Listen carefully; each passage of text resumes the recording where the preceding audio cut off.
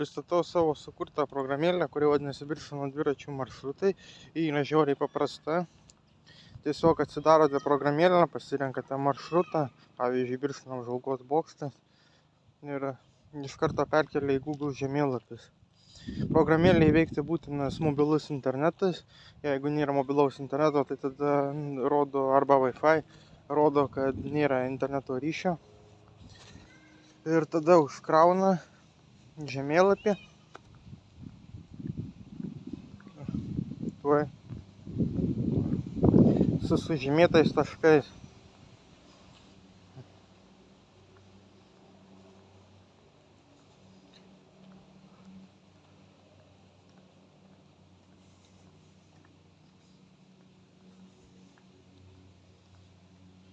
Užkrovė ir visi maršrutai prasideda Birutės gatvė 19, nes reikėjo kažkokio tai pirminio atskaitos taško. Tai pasirinkom Birštono dviračių nuomą, mes bendradarbiaujame su jie, kurdami šitą programėlę, atsižvelgiam į pastebėjimus, kritiką ir panašiai. Šią programėlę kol kas paleidome nemokamai, ji kol kas dar nėra Google Play Store atsisiųsti, nes reikia praeiti vidinį testavimą, uždarą testavimą. Dabar uždaras testavimas baigsis po 14 dienų, kažkur apie rugpjūčio 18-19 dieną. Ir tada jinai atsakiusi tam tikrus klausimus apie uždarą testavimą. Uždaram testavimui reikia 12 testuotojų, 14 dienų. Aš juos gavau šiaip ne taip. Iš pat pradžių galvojau, kad visi gali būti testuotojai, bet pasirodo, kad testuotojais gali būti tik tie, kurie turi Google Play konsolę. O Google Play konsolę susikurti yra mokama paslauga. Vienkartinis 25 eurų mokestis lygtais. Tai man reikėjo kitų developerių, kurie turėtų Google Play konsolę, kad jie galėtų prisijungti prie testavimo programos. Ir tokia paprasta ta programėlė. Prašė, kad iki negalėjimo į paprastą, atsiliepimuose trūksta tik tai aprašymų, maršruto aprašymų. Tuoj aš jų negalėjau čia įdėti, nes nepalaiko funkcionalumas.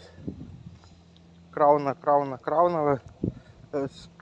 Trūksta tik tai maršruto aprašymo, bet manau, kad galima susirasti internete tiesiog įvedus maršruto pavadinimą ir ko iš jo tikiesi, arba galima atsisiųsti kitą programėlę, kurioje yra aprašymai ir audio gidai, bet nėra sužymėtų maršrutų. Ji tiesiog vadinasi Birštonas, sukurta Birštono turizmo informacijos centro užsakymu, bet jinai rodo, kad neveikia JPEG bylos, tai dar kas nors, tai neatidaro, tai maršrutai ten sužymėti tik tai taškai, bet nerodo maršruto.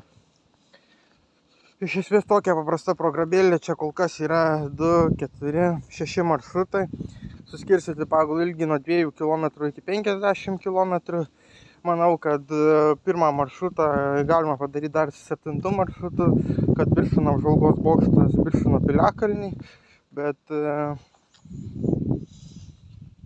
kol kas taip nepadariau.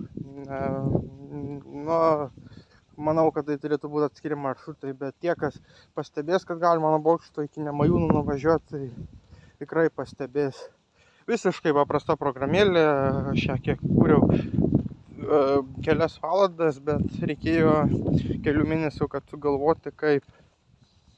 Dar jinai turėtų būti apmokestinta, bet kadangi jinai labai paprasta, tai nusprendžiau nedėti apmokestinimo ir pažiūrėti, kokią auditoriją jinai surinks, o vėliau, jeigu pasisektų, tai apmokestinti ateities versijas.